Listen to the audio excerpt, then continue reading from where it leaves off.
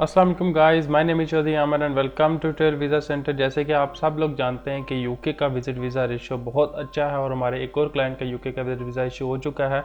और इस दफ़ा मैं क्लाइंट की प्रोफाइल डिस्कस करने के बजाय ये आप लोगों को बताऊंगा कि कौन से डॉक्यूमेंटेशन या फिर कैसे यूके के वीज़ा रिफ्यूज़ल से बचा जाए। आप लोगों की बहुत सी मिस्टेक्स होती हैं वीज़ा फाइल में और आप लोग अक्सर उस एजेंट या कंसल्टेंट या एडवाइज़र के पास चले जाते हैं जिसको अपनी इंफॉर्मेशन तक नहीं होती कि वीज़ा को कैसे फॉर्म को फिल करना है, वो जस्ट आपकी डिटेल लिख देता है, जबकि यूके का विजिट वीज़ा फॉर्म बहुत ट्रिकी है, तो फिर आपका वीज़ा रिफ्यूज़ हो जाता है।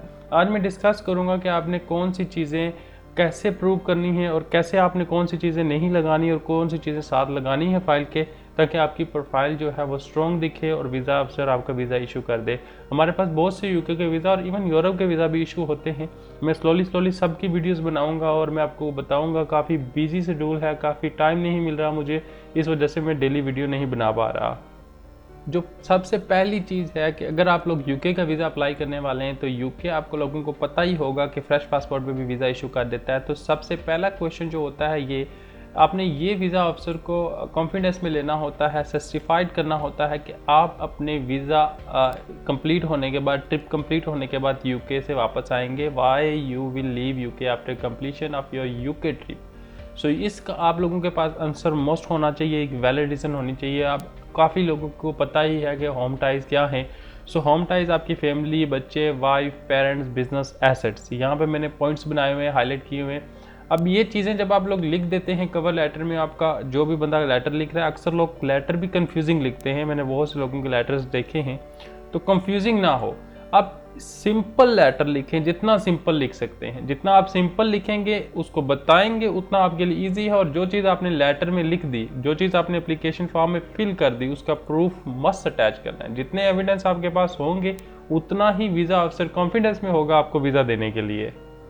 अगर आपने फैमिली पर डिपेंडेंट शो कर दिए और उनका FRC लगा दिया, फॉर एग्जांपल बहुत से लोग पेरेंट्स को फैमिली स्टेशन सर्टिफिकेट लगा के डिपेंडेंट शो करते हैं कि हम पे डिपेंडेंट हैं और ये हम यूके से वापस आएंगे और अपने पेरेंट्स को रीजॉइन करेंगे। ठीक है, जब बात करता हूँ मैं लोगों से पूछता हूँ कि आपने क्या लगाया, सिर्फ FRC लगा दिया और FRC से प्रूव कर दिया कि ये मेरे पेरेंट्स मुझ पर डिपेंडेंट हैं, और लोगों को नहीं पता होता कि कैसे प्रूव करना है।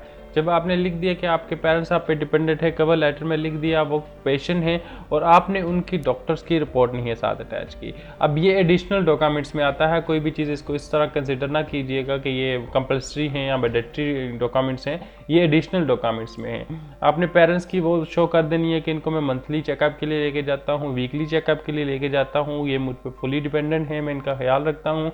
ये लिख के साथ में FRC, साथ में डॉक्टर रिपोर्ट साथ अटैच कर दें अपने पेरेंट्स के लिए। अगर आप लोग फैमिली लिखते हैं तो फिर आप लोगों की अगर वाइफ है तो मैरिज रजिस्ट्रेशन सर्टिफिकेट, अगर बच्चे हैं तो उनके बर्थ सर्टिफिकेट, बे फॉर्म और फैमिली रजिस्ट्रेशन सर्टिफिकेट, ये चीज़ें जितने आपने एविडेंस दे सकते हैं वो दे। इसके बाद बिज़नेस की बात आ जाती है तो बिज़नेस बहुत सी चीज़ों से रजिस्टर किया जा सकता है, यानी कि पाकिस्तान में बहुत से इदारे हैं। आप NTN बनवा सकते हैं, जो नेशनल टैक्स नंबर, जो बहुत कंपलसरी है और मैंडेटरी है। और इसके अलावा आप चैम्बर ऑफ कॉमर्स में रजिस्टर हो सकते हैं एंड म्यूनसिपल कमेटी, एनजीओ में बहुत से इदारे हैं जहाँ पे आप अपना बिजनेस रजिस्टर करवा सकते हैं। अगर आप एक सैलरी पर्सन हैं तो फिर आपकी डॉक्यूमेंटेशन थोड़ी सी अलग हो जाती है, सैलरी स्लिप आ जाती है, लीव लेटर आता है, जॉब एग्रीमेंट लेटर आ जाता है, वो थोड़ा सा अलग हो जाता है, पर वो आपको शो करना पड़ता है किसी भी मुल्क के लिए। इसके अलावा एसेट्स की बात करें तो आपके नाम पे कोई गाड़ी है, आपके नाम पे प्रॉपर्टी है, आपको कोई रेंटल इनकम आ रही है, कोई और एसेट है पाकिस्तान में, कोई गोल्ड है, कोई फिक्स डिपॉजिट है, वो चीज़ें आप लोग शो कर सकते हैं।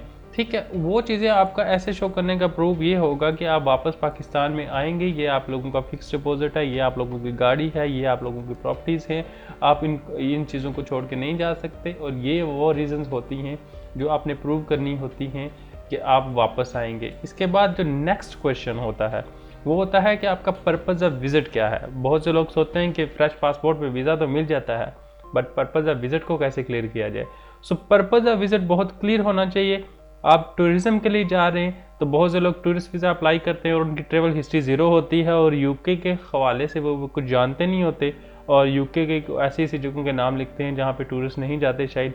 और ये ट्रैवल एटनरी है, ट्रैवल प्लान, और आपके वहाँ पे ऐसे कोई इवेंट हो या कोई चीज़ हो जिस पे आप जा रहे हों, उसको प्रूफ करना बहुत ज़रूरी होता है। पर्पज़ ऑफ विज़िट बहुत ज़रूरी होता है। उसके बाद सोर्स ऑफ फंड, ये बहुत क्वेश्चन किया जाता है clear source of fund. UK आपकी स्टेटमेंट पे आपको 100% रिफ्यूज़ करेगा। यहाँ पे मैंने एक छोटी सी हिस्ट्री बनाई है, सुनिएगा और देखिएगा और समझिएगा। अगर आप ये समझ लेते हैं तो आपको यूके का वीज़ा रिफ्यूज़ होने के चांसेस 0 हो जाते हैं। अगर आप लोगों की एग्जाम्पल 1 लाख रुपए इनकम है तो उसको प्रूफ करने के लिए आपका जो इनकम है वो बेशक कैश डिपॉजिट है या आपके बैंक अकाउंट से, आपके बैंक अकाउंट में बिजनेस जहाँ पे आप काम करते हैं कंपनी के अकाउंट से क्रेडिट हुए हैं, उसकी सैलरी स्लिप आप लोगों के पास अटैच होनी चाहिए। और अगर कैश डिपॉजिट हुआ है उसकी एक्सप्लेनेशन आप लोगों के पास होनी चाहिए। फॉर एग्जाम्पल आप उस अकाउंट में से 1 लाख क्रेडिट होता है, 30,000 आप निकालते हैं और वो 30,000 अपने लिखते हैं कि ये मेरा लिविंग एक्सपेंस है, और उसमें उससे प्रूफ करने के लिए आपकी स्टेटमेंट के साथ वो मैच करना चाहिए। जैसे आपकी सैलरी स्लिप के साथ आपकी स्टेटमेंट मैच होगी, ऐसे ही आपके लिविंग एक्सपेंस के साथ आपकी स्टेटमेंट हिस्ट्री मैच करेगी। इसके बाद अगर आप लोगों की सेविंग है तो सेविंग के लिहाज से आप लोगों की जो सेविंग है वो 70,000 बच्ची है 1 लाख में से, और वो 12 महीनों में कितनी बच्ची है, और उसके साथ आपके टैक्स रिटर्न मैच करने चाहिए। ये वो चीज़ें हैं जो यूके बहुत बारीकी से देखता है और इन बेसिस पे यूके वीज़ा इशू करता है। सो आप लोगों को अगर कोई भी क्वेश्चन हो यूके से रिलेटेड और आप लोग यूके का वीज़ा या यूरोप का वीज़ा, स्पेन का वीज़ा, नेदरलैंड का अप्लाई करना चाहते हैं, जर्मनी का करना चाहते हैं, सो मुझसे कॉन्टैक्ट कर सकते हैं। आप लोग अपॉइंटमेंट ले लीजिएगा। मुझसे कॉल करने से पहले अपॉइंटमेंट लेनी पड़ेगी, आप लोगों को डायरेक्ट कॉल ना कीजिएगा। और आप मुझसे कॉन्टैक्ट कर सकते हैं, अपनी प्रोफाइल डिस्कस कर सकते हैं, फाइल प्रिपरेशन करवा सकते हैं। इंशाल्लाह मिलता हूँ नेक्स्ट वीडियो में। उम्मीद करता हूँ कि आप लोगों को वीडियो पसंद आई होगी और आप लोगों के सब क्वेश्चंस क्लियर हो गए होंगे। अल्लाह हाफिज़।